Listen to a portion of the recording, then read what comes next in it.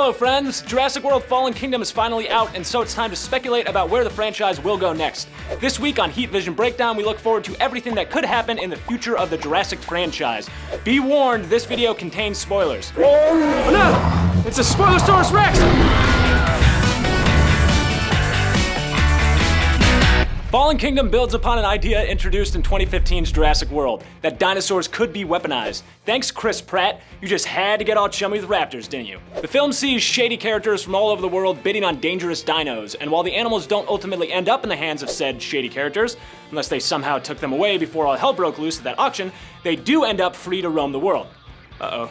As Jeff Goldblum's Ian Malcolm says in the final moments of the film, the Earth truly has become Jurassic World. That's the title of the movie. A world where dinosaurs and humans will now be forced to interact, or at least that Northern California neighborhood Blue seems ready to make her new home. A post-credits scene also sees pterodactyls flying around a recreation of Eiffel Tower on the Las Vegas Strip. So it's clear some of the swimming and flying dinosaurs from the island made it to other parts of the world as well. And that after being stuck on an exploding volcanic island, they're looking to lounge by the pool at the Bellagio and taking a Cirque du Soleil show. I'm freaking out right now, man! Regardless, Fallen Kingdom's ending is a big step forward for the franchise, so the logical question is, what's next? Jurassic World helmer Colin Trevorrow, who wrote Fallen Kingdom with writing partner Derek Connolly, will return to the director's chair for the third installment, hitting theaters June 11, 2021. This time around, the franchise is getting a female perspective, with Pacific Rim Uprising screenwriter Emily Carmichael penning the script with Trevorrow, a much-needed addition considering the hoopla raised by Claire's high heels in the original film.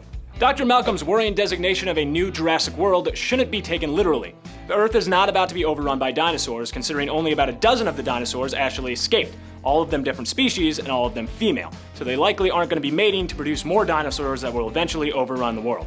Though for a franchise that has really leaned into the whole dinosaur hybridization angle, maybe the idea of a T-Rex and a Triceratops having a love child isn't that far-fetched. What would it look like?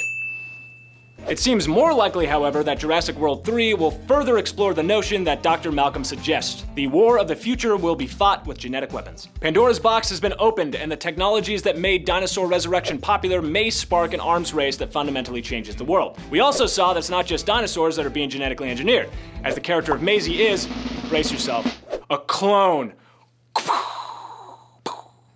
Listen, if you have issues with genetically engineered humans being weaponized, I have some bad news for you about Captain America.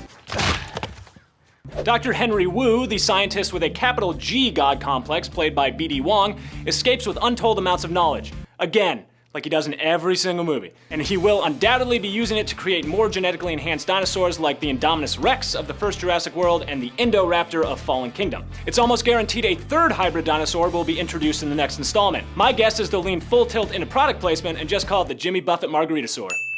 There's also an intriguing opportunity for Jurassic World to take a play out of the recent Planet of the Apes trilogy, in which the apes actually became the protagonists, not the humans. Who's the real animal? Fallen Kingdom establishes Blue as perhaps the most valuable living organism on the planet, save maybe B.D. Wong, who can create life as easily as most of us make microwave nachos, both because of her intelligence and groundbreaking ability to empathize. She could be exploited and forced to raise and lead an army of dinosaurs, but perhaps she could also be used to help usher in a society of peace-loving velociraptors, similar to how Andy Serkis' Caesar shows the apes their true potential.